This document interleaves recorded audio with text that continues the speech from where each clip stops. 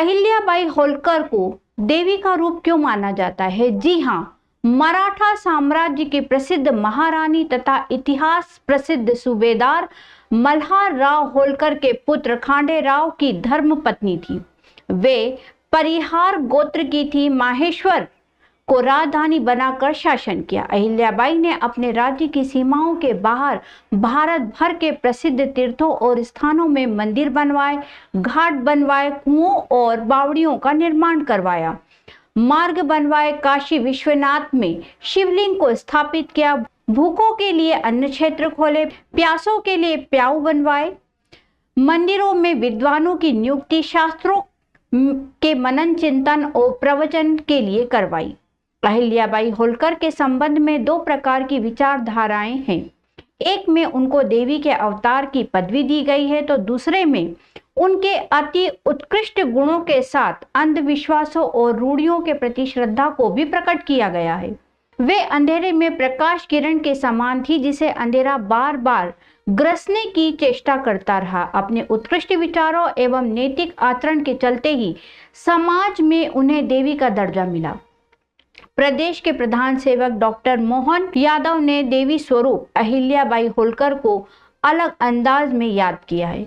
उन्होंने अहिल्याबाई के जीवन से जुड़ी कई महत्वपूर्ण घटनाओं को बच्चों से साझा किया, जिससे आने वाली पीढ़ी उनके योगदान को हमेशा याद रखें और उनसे प्रेरणा लें। प्रमोट करा था और महेश्वर को कैपिटल भी बनवाया था। वाह, जोरदार ताली बजाओ। सर अहिल्याबाई सर महिला सशक्तिकरण के लिए जानी जाती हैं। महिलाओं के लिए सर वो एक प्रेरणादायक हैं सर, जैसे कि मतलब उन्होंने सर टेम्पल्स का निर्माण किया, सर समाज को बताया कि महिलाओं की भूमिका क्या है। बहुत अच्छा। उनकी सास गौतमाबाई और उनके पति का नाम कौन बताएगा?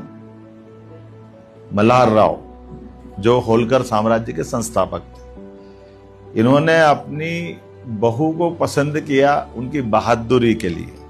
मालूम है क्या है? वो रास्ते में खेत में बैठ करके भगवान की पूजा कर रही, मिट्टी के महादेव बनाकर, और अचानक राजा की सेना, हाथी घोड़े सब आए, और ये 8 साल की अहिल्या माता थी, छोटी थी, तो सब जितनी सहेलियां थी सब भाग गई घोड़े वोड़े आते देखे।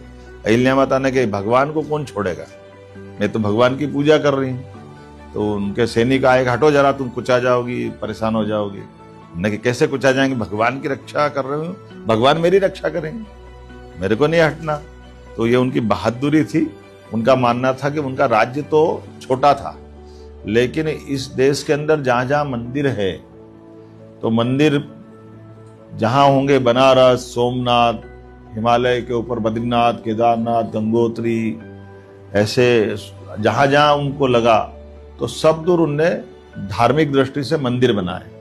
तीर्थ यात्राएं देश के अंदर एक दूसरे से मिलना सिखाती है। ऐसे देवस्थान एक दूसरे से सांस्कृतिक राष्ट्रवाद लाते हैं। क्या लाते हैं? तो उस समय दुनिया के अंदर इतना धन किसी महिला के पास नहीं था जितना किसके पास था। तो वो राज्य के शासन के पैसे से तो राज्य का विकास करती थी। घाट बनवाना, धर्मशाला बनवाना, अन्न क्षेत्र बनवाना, ये वो चाहती थी कि देश एक रहने के लिए सब चलते रहना चाहिए।